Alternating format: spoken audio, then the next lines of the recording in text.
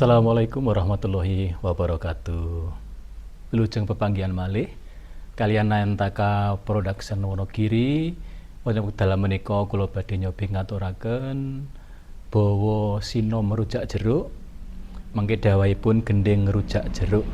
Kados menapa ungelipun bawa rujak jeruk bawa sinom menika, monggo kita midhangetaken saha pirsani sareng-sareng. Mugi-mugi saged mbeta manfaat lan piguna tumrap para ingkang sami remen dhateng budaya Jawi. Bedhong nrandang ngentang-ngentang bone tole takan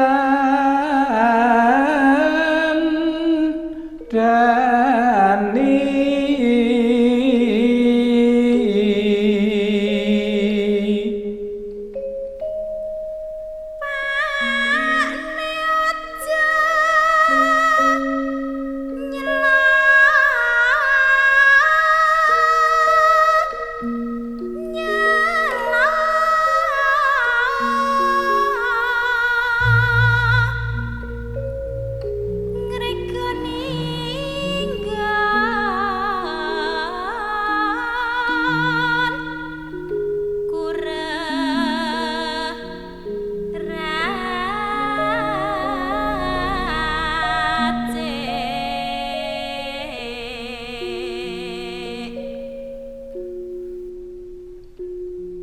apa kang mbok tandangi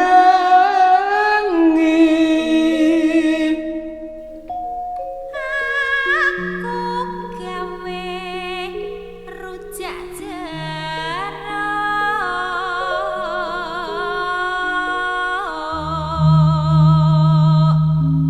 bumbune kuwi apa lombok uyah gula terasi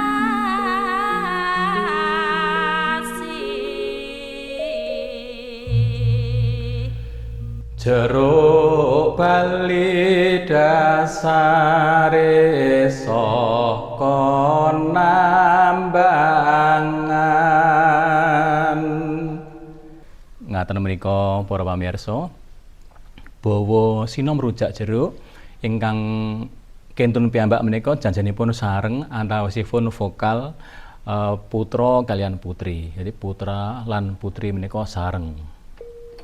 Terus ngeten. Jeruk bali dasare saka nambangan.